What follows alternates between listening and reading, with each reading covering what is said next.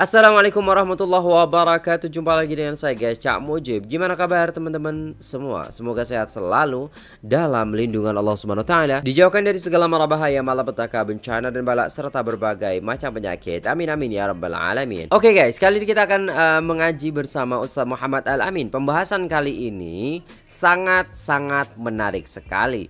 Ini berkenaan dengan bangsa Melayu dan juga suku Jawa. Nah, tanpa berlama-lama, jom kita simak videonya. Let's go. Sebab itu tuan-tuan sekalian, antara tanah Jawa dengan tanah Melayu, kita tak jumpa candi besar-besar dekat tanah Melayu. Dekat Sumatera ke, dekat Semenanjung tanah Melayu ke, dekat Kalimantan ke, dekat Sulawesi ke, dekat selatan Filipina kalau sekarang ke.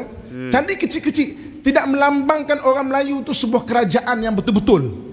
Maknanya menganut Hindu Buddha seperti mana yang orientalis cerita dekat kita.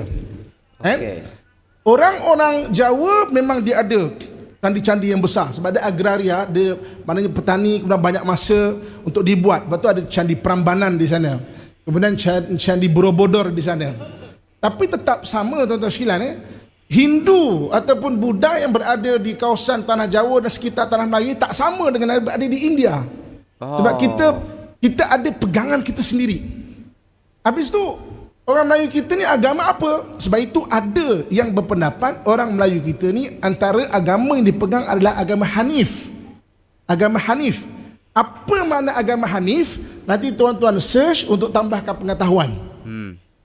Agama Hanif merujuk kepada agama Tauhid sebelum Islam, yang bukan Yahudi ataupun Nasrani. Itu agama Hanif.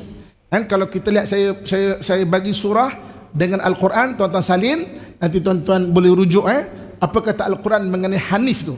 Jadi agama Hanif ni agama Tauhid yang dia sebelum Islam, sebelum syariat Nabi Muhammad SAW, tapi dia bukan orang Nasrani dan juga bukan orang Yahudi. Itu agama Hanif. Dalam Quran surah Al-Baqarah ayat 135 Allah Subhanahu wa taala sebut macam mana orang Yahudi kata, auzubillahi minasyaitanirrajim, qalu kunu hudan aw nasara tahtadu. Mereka berkata, jadilah orang Yahudi atau orang Nasrani, kamu akan diberi hidayah. Maka berkata Allah, kul bal millata Ibrahim hanifa wa ma kana minal musyrikin. Katakanlah agama Ibrahim itu hanif, tidak menyembah selain daripada Allah Subhanahu wa taala. Hanif dan bukan orang-orang musyrikin. Surah Al-Baqarah ayat 135. Kita boleh tengok dalam surah Ali Imran ayat ke-67. Surah Ali Imran ayat ke-67 Allah sebut mengenai hanif. Ma kana Ibrahimu yahudiyan wala nasraniyan walakin kana hanifan musliman wa ma kana minal musyrikin. Dan tidaklah Ibrahim itu orang Yahudi atau orang Nasrani, tetapi dia agama hanif, muslim, wa ma kana minal musyrikin, muslim menyembah Allah Subhanahu wa taala yang asal. Kita tengok dalam surah Ali Imran ayat 95 pula. Surah Ali Imran ayat 95 pula. Qul sadaqallah fattabi'u millata Ibrahim hanifa wa ma kana minal musyrikin. Katakanlah, benarlah kata-kata Allah, maka ikutlah agama Ibrahim yang hanif dan tidaklah dia daripada orang musyrikin. Jadi maknanya selain daripada adalah wujudnya pengaruh Hindu dan Buddha, tapi bukan Hindu Buddha India, tuan-tuan sekalian. Tuan-tuan kalau pergi Bali, Hindu Bali tak sama dengan Hindu yang berada di India. Lain. Dia lain, dia bukan. Dia ada, kita ada fahaman kita sendiri, pada pegangan kita sendiri. Lebih-lebih lagi mana orang Melayu kita ni, dia tak ada candi-candi yang besar tu.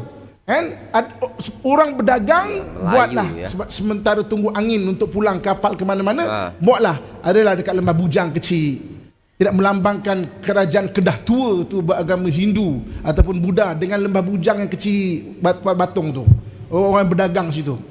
Jadi tuan-tuan sekalian, kalau betul agama Hanif, kan, ada tak orang pernah tulis perkara ini? Kan? Ada tak orang pernah tuliskan ni? Agama Hanif ke? Kalau agama Hanif tu mana Nabi Ibrahim? Nabi Ibrahim tu hidupnya bila? Siapa ingat? Kan? Kelas yang lepas. Tahun berapa Nabi Ibrahim? Siapa boleh jawab? Saya bagi hadiah. Sebotol air barakah. Okey. 1800 tahun sebelum Masih. Okey. 1800 tahun ke 2000 tahun Masih. Zaman itu zaman apa? Zaman itu zaman kerajaan Mesopotamia. Kita dah belajar pada kelas yang lepas. Lepas zaman Nabi Adam, wujudnya Nabi Nuh AS. Lepas Nabi Nuh banjir besar, macam manusia kena reset. Jadi lepas ni soalan bahasa nak senang faham tau. Nanti ada orang ambil perkataan ni, orang cakap mana dalil reset? Ini bahasa nak senang faham. Sekarang ni kan ada setengah orang dia suka ambil ceramah orang, dia kupas, dan dia judge sesat, tak betul apa semua, dia judge. Saya punya ceramah pun ada kena macam tu juga, tapi saya memilih untuk tidak menjawab. Kita teruskan ceramah kita, mendidik masyarakat dan mendidik diri kita, sebab kalau layan benda ni tak habis. Betul. Dia tak habis bukan sebab fakta ataupun data tu, manhaj, metodologi tu.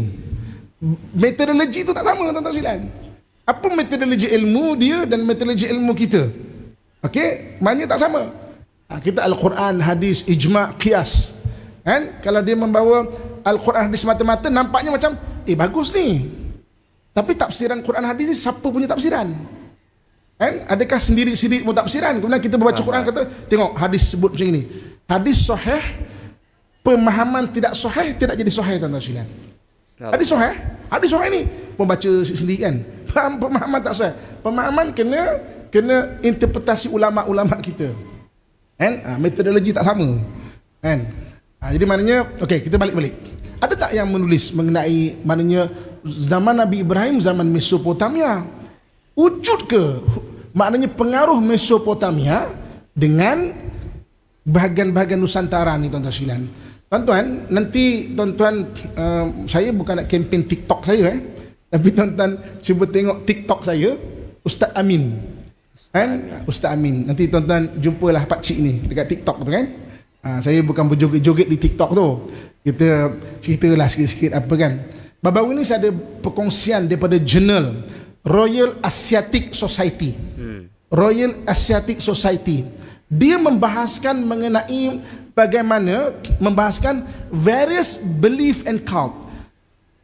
Maknanya ada sebahagian kepercayaan dan pegangan in Southeast Asia, similarity in Sumeria, Babylon and pre-Hindu Indus. Bukan Hindu, pre-Hindu. Maknanya awal-awal lagi.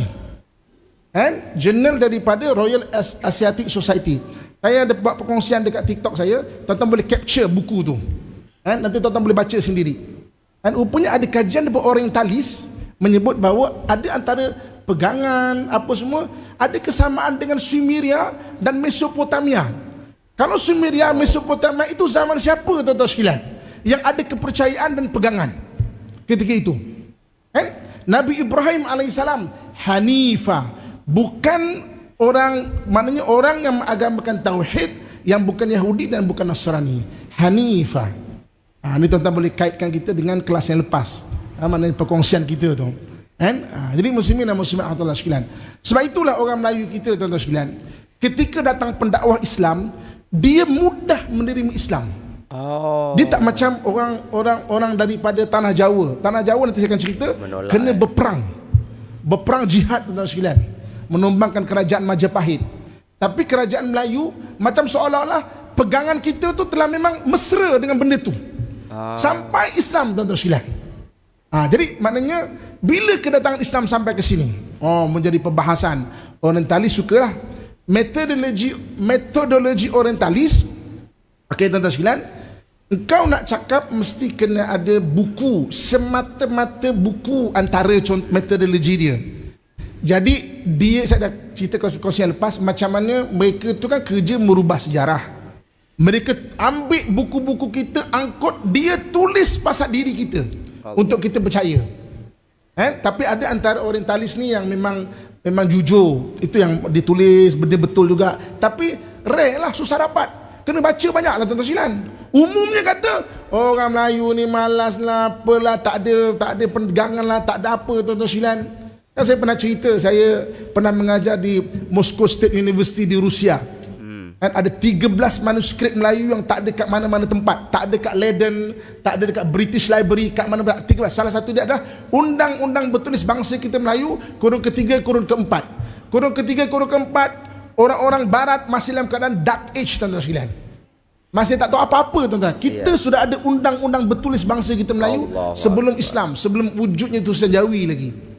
Kalau kita ada Undang-Undang Bertulis, maksudnya bangsa kita maju, tuan-tuan sekalian. Tapi barat kata apa?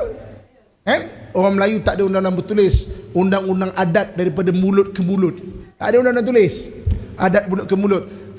Islam datang baru ada undang-undang bertulis. Dan saya dah bagi link dia kan. Tentang search nanti Ustaz Amin, manuskrip dari Rusia. Tuan-tuan pergi baca, tuan-tuan silan. Boleh. Pertemuan saya pada 2009. Masya Allah. Undang-undang bertulis bangsa kita Melayu yang berada di Saint Petersburg di Rusia. Malam ni saya minta izin berhenti awal. Saya akan ke Rusia malam ni. Tapi saya tak nak tangguh kelas kita. Minggu depan tak adalah. Minggu depan kita tangguh dulu. Dalam beberapa kajian, termasuk kajian, saya nak kaji mengenai satu tanah Islam yang ditawan oleh Rusia dan dijadikan negara Rusia, iaitu Tataristan. Tataristan ni satu negara Islam kuat, tuan-tuan sekalian. Kalau tuan-tuan tengok lambang-lambang kerajaan-kerajaan ke Eropah, dia ada lambang orang naik kuda bunuh seekor naga. Naga tu digambarkan sebagai orang Tataristan. Ini orang memang hebat berjuang, syahid banyak, tuan-tuan sekalian. Nanti balik saya kongsilah cerita tu. Masya-Allah. Maksudnya. Allahumma salli ala sayyidina Muhammad. Ragi dah selesai videonya, dan itulah tadi ya guys ya, agama orang Melayu dulu itu tidak sama dengan agama yang ada di Jawa gitu loh. Ternyata agama orang Melayu dulu itu adalah agama Hanif, agamanya Nabi Ibrahim alaihissalam. Masya Allah, tabarakallah, Allahu Akbar, wallahu alam bisawab. Hanya Allah subhanahu wa ta'ala yang tahu. Dan ini disampaikan oleh Ustaz Muhammad Al-Amin ini menyadarkan kita, ya pantaslah istilahnya kalau di Jawa itu memerangi, menaklukkan kerajaan-kerajaan pada zaman itu, ya, untuk memasukkan agama Islam. Tapi kalau di Melayu ataupun istilahnya orang-orang Melayu, bangsa Melayu, Islam itu diterima dengan mesra seperti itu. Masya Allah, tabarakallah. Oke guys, itu dulu videonya. Terima kasih sudah tengok video ini sampai selesai. Jangan lupa like, share, dan subscribe. Saya pamit undur diri. Assalamualaikum warahmatullahi wabarakatuh.